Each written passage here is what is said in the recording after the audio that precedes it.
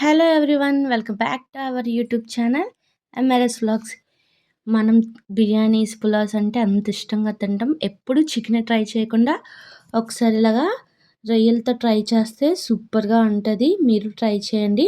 నేను ఇక్కడ 1/2 kg rice తీసుకున్నాను. ఆల్రెడీ ఇది నేను నానబెట్టేసిన రైస్. అది మనం కుక్ చేసుకోక ఒక 1/2 అవర్ ముందు నానబెట్టుకుంటే రైస్ అనేది బేగా కుక్ అయిపోతాయి.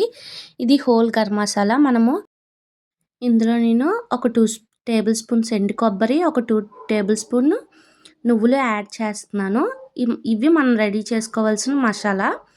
ఇప్పుడు ఒక హండీలోని మనకి ఎంత వాటర్ అయితే మనము బియ్యానికి తీసుకోవాలో అంత వేసుకొని ఫుల్గా కొద్దిగా గోరువెచ్చగా వేరైన తర్వాత అందులో ఏవైతే మసాలా సామాన్లు మనం వేసుకుంటామో అవన్నీ వేసుకోవాలి.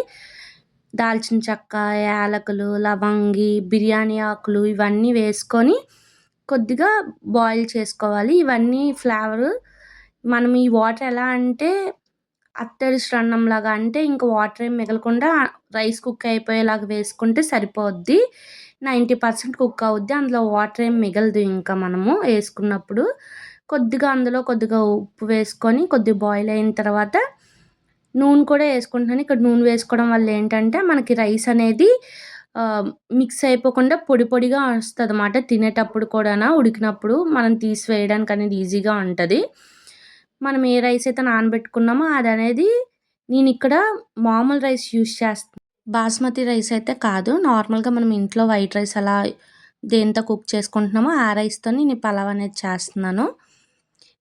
ఇది వేసేసుకున్న తర్వాత ఫుల్గాన 90% కుక్ అయిపోయిన తర్వాత కొద్దిగా లిమిట్లో ఇంకా తడిగా తగులుతూ ఉంటుంది వాటర్. అప్పుడు స్టవ్ ఆపేసుకోవాలి. ఇప్పుడు ఈ రైస్లోకి దమ్లాగా పెట్టుకోవడానికి మనము రొయ్యల కర్రీ వేరుగా వండుకోవాలి కదా. ఇప్పుడు ఈ రైస్ అనేది ప్యాన్లోకి మనం వేసుకున్నట్లు ఒకేసారి పెద్ద కళాయి తీసుకుందాము. అందులోని ఇప్పుడు మసాలా వారిని చూపిస్తున్నాను కదా. నేను ఇప్పుడు ఆ కర్రీలోకి టమాటాలతో పాటు మనము యాలకులు, మిరియాలు, లవంగి, బిర్యానీ ఆకు, చెక్క, సాజీరా, ఇంకా ఈ ఎండు కొబ్బరి, నువ్వులు ఇవన్నీ వేసి మిక్సీ కొట్టేయాలన్నమాట. ఫుల్గాన గ్రైండ్గా పేస్ట్ లాగా అనేది చేసుకుంటే మనము ఈ ప్లెయిన్ పలావ్కి లైట్గా మసాలా తగులుతూ ఉంటే సూపర్గా టేస్ట్ అనేది చాలా బాగుంటుంది. ఇవన్నీ మనం మిక్స్ చేసిన తర్వాత పేస్ట్ అనేది పక్కన పెట్టుకోవాలి. ఇప్పుడు ఒక కళాయి లాంటిది తీసుకొని ఇందులోనే మనం ఆ రైస్ కూడా తర్వాత మనం కుక్ చేసుకున్న రైస్ తర్వాత ఇందులోనే వేసేస్తాము. సో ఇందులో 4 స్పూన్లు ఆయిల్ వేసుకున్న తర్వాత జీలకర్ర, బిర్యానీ మసాలాలు, లవంగిలు, యాలకులు, బిర్యానీ ఆకు ఇవన్నీ వేసుకొని ఆయిల్లో ఫస్ట్ పచ్చిమిర్చి వేసుకుంటే అందులో ఉన్న కారం అంతా ఆయిల్కి పట్టి రైస్కి పడుతుంది. ఆ తర్వాత ఉల్లిపాయలు వేసుకొని ఇప్పుడు నేను వేస్తున్న రొయ్యలు 1/2 kg రొయ్యలు. ఈ 1/2 kg రైస్కి ఈ 1/2 రొయ్యలు అనేవి సరిపోద్ది. మీరు కావాలంటే ఇంకా బాగా రొయ్యలు కావాలంటే 1/2 kgకి 1/2 kg రొయ్యలు కూడా వేసుకోవచ్చు.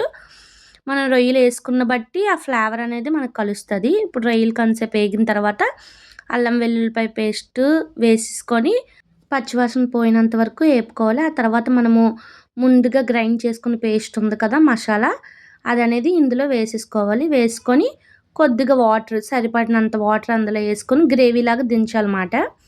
ఫుల్గానే ఈ గ్రేవీయే మెయిన్ టేస్ట్. బాగా బాయిల్ ఒక 5 to 10 minutes ఉడకబెట్టేసుకున్న తర్వాత హాఫ్ గ్రేవీ అనేది మనం పక్కకు తీసి పెట్టేసుకొని మనం ముందుగా కుక్ చేసుకున్న రైస్ ఉంటుంది కదా ఇందులో ఫుల్గా సగం లేయర్స్ వైజ్గా వేసుకొని రొయ్యలు కూడా పైన వేసి కొద్దిగా నెయ్యి లేయర్స్కి వేస్తే మంచిగా మసాలా అనేది రైస్ మొత్తము మనకి పడుతుంది. ముందుగా వేపుకొని ఉంచుకున్నాను ఆనియన్స్, అవి కూడా ఫ్రైడ్ ఆనియన్స్ వేసేయాలి. కొద్దిగా నెయ్యి వేసుకొని బాగా కవర్ చేసేసుకోవాలి. ఇక్కడ నేను కొత్తిమీర నా దగ్గర లేదు, స్కిప్ చేశాను. కొత్తిమీర, పుదీనా కూడా ఉంటే వేసుకోవచ్చు, నో ప్రాబ్లం. సో బరువు పెట్టుకొని ఒక 10 minutes మీడియం ఫ్లేమ్లో ఉంచితే మొత్తం కుక్ అయిపోద్ది బాగా. తర్వాత దించేసుకొని ఒక్క సైడ్ వైజ్గా కలుపుకోండి. దించిన తర్వాత ఈ ఫ్లేవర్ అయితే చాలా బాగుంటుంది. అంతా మిక్స్ చేసుకున్న తర్వాత పొడి పొడిగా చూసారా, అంత పొడి పొడిగా మెతుకు కనిపిస్తుంది. పొడిగాన ఫ్లేవర్ఫుల్గా రైస్ అనేది సూపర్గా అరోమాతో ఉంటుంది.